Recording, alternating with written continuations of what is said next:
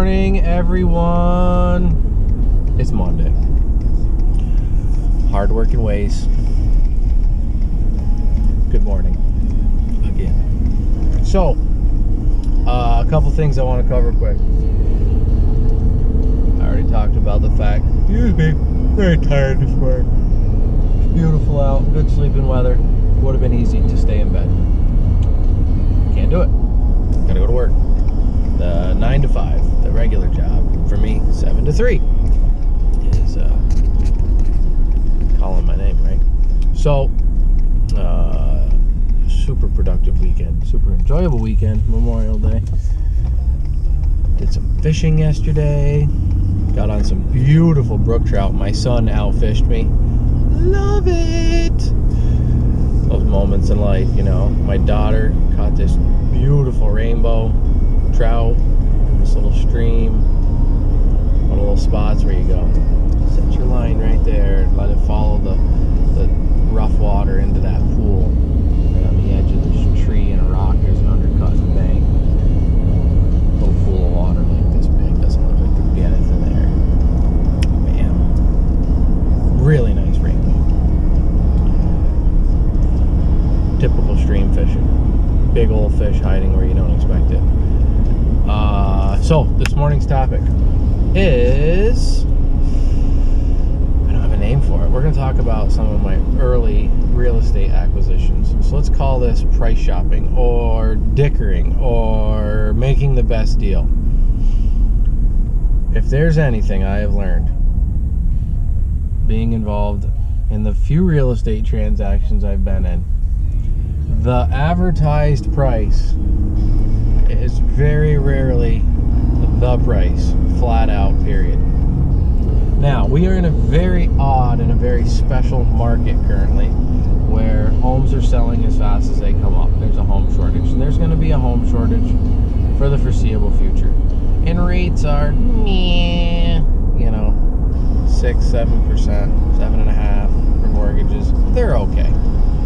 Not a terrible rate. I mean, 2 decades ago, 3 decades ago, you're coming off 16, 17% mortgage rates. I can remember my parents getting a loan in the 11s, and it was a good rate. So, you know, it's not terrible, but it's not what everybody got used to with sub 5% interest rates.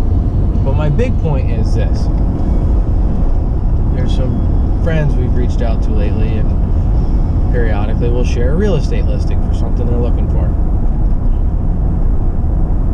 And it may be expensive for this area, but it might not be expensive to somebody from another area, another state, right? So there's that conversation. Then, when you say, why don't you call?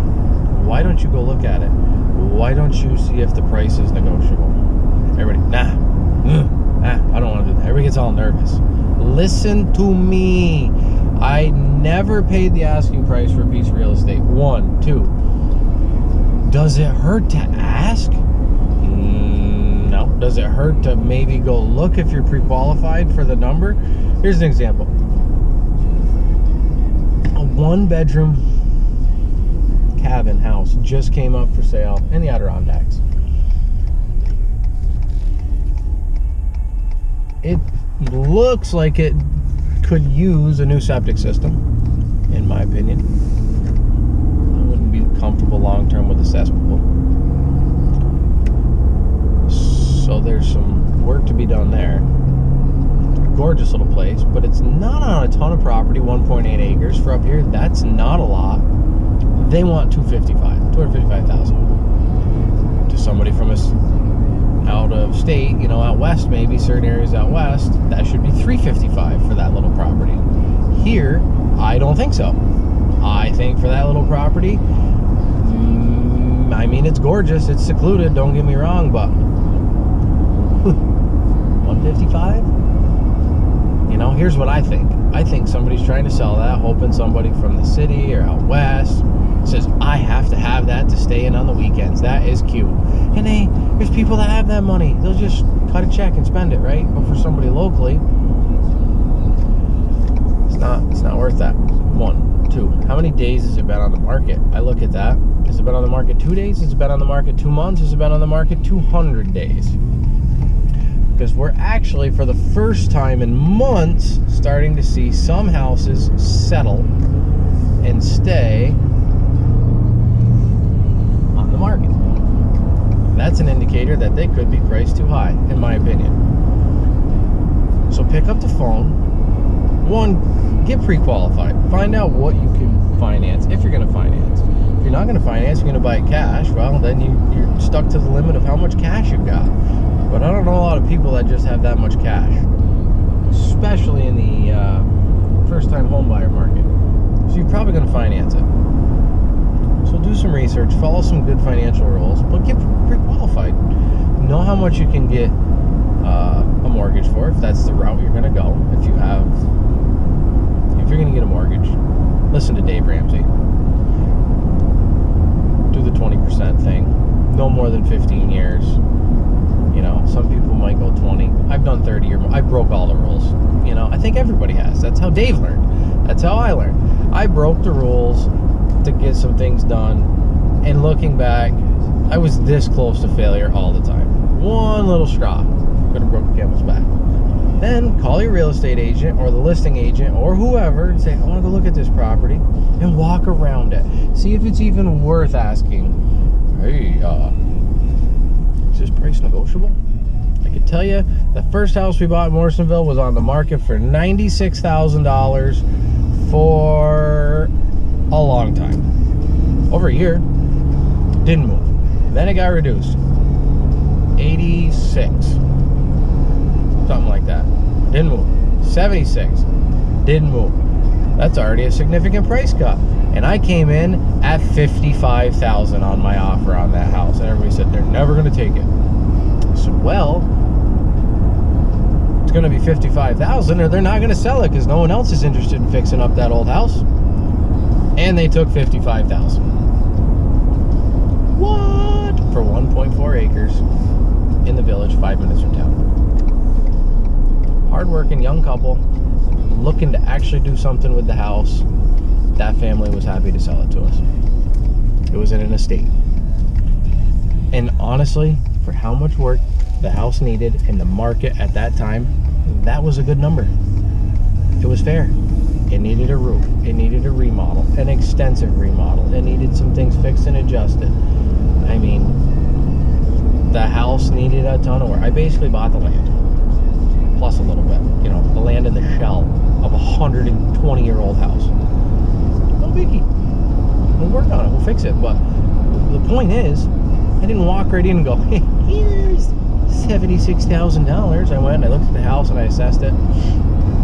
Here's my fair offer. It's the best I can do for the condition the house is in. What was the other property? Oh, the acreage next door. That hit the market. The 176 acres hit the market for like $168,500. Oof, land. You're not getting you're not just gonna get a mortgage on that one. I don't have $168,500 in cash, so then you got to get creative. This was a really good one. We walked it. I knew the property. It was next door.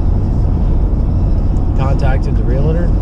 I said, I really would like to get into this property. He talked to the owners. What's it going to take? The realtor would really like to get us into the property because he doesn't want to have to walk it and show it. It's woods, it's mountainous to 20 people, you know, and that stuff was notorious to sit on the market for a while. Land deals can, until someone comes along with a big wad of cash, can take a while up here sometimes. So he said, what's your financial situation? So I told him. I mean, I had options for equity and whatnot. They'd take time. We came up with a plan A, B, C, and maybe D. I don't remember. I know we had an A, B, and C. He said, obviously, what's plan A? What would be prime? I said, what would be prime? The interest rates are like 4.25 at this time. I said,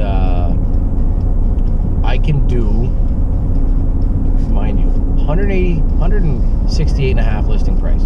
I said, I can do $86,500, $10,000 down in cash, and I will pay them 5% interest on the other $76,000 for 15 years, which comes out to somewhere in the neighborhood of, if I pay full term, I think it was 105 and change, maybe 110,000 that they would get out of us, out of the deal by playing bank. So that was somewhere in between the 86.5 I could afford, right? I was really spending 105 because I was financing it, and they're 168. Plan B was try to get a loan. Plan C was mortgage everything, home ec and all, right to the high heavens and buy it.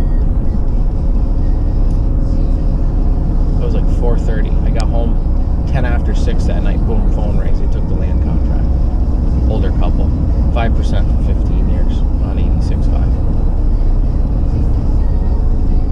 Paid that loan for 10 years, so it was just short, but they made about $20,000 in interest on that deal. Made it work for them, made it work for us. Everybody was smiling, happy. They were really happy to sell it to us. We were really happy to take it off their hands and have the property to enjoy and share with other people. And we weren't even close to where the original price was, but we did some really creative talking to get somewhere near it and make the deal happen. I don't regret that deal at all. At all. Nor do the people we sold it to. They thought that was a really not complicated at all way of making middle ground happen. That wasn't asking price. Farmhouse is different. Me and my father agreed on a price. Boom, done. Went to the bank, got a mortgage. Which all those have now been consolidated when interest rates plummeted.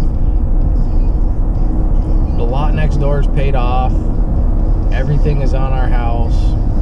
One small mortgage is left on all of it. But the meat and potatoes of this video: negotiate, ask questions. Don't be afraid to pick up the phone and start the process. You don't like the place, move on to the next one. Don't get fixated on you have to have this one, right? I did that early on with some of them, like the house in Morrisonville, because it's all I could afford. I can remember sitting there listening to the fax machine keep spitting out different payments because they had to adjust the taxes because we weren't senior star exemption, and we weren't this and we weren't that. My payment kept going up, and I was like, oh my God, I'm going to have a $503 a month mortgage. Oh my God, that's nothing. But 15, 20 years ago, to me, as a young guy just starting, that was, wow, I have no spare money. Everybody's someplace. Everybody's someplace financially, right? You don't necessarily have it all day one. But I went and I did that, and I asked those questions, and we determined we were going to make that work. We made the deals. You just go in, you be honest. This is what I can afford. Can you sell me your property for that or not? And sometimes you'll be really surprised. Sometimes they go, nope, we're not going to move on the price. Okay. Keep trudging forward, move on to the next one. Because you never know. I mean, you never know when somebody's going to say yes. They see the excitement in your face. They see a hardworking young person or family could really use a place, willing to pay for it, take care of it, it's going to a good home.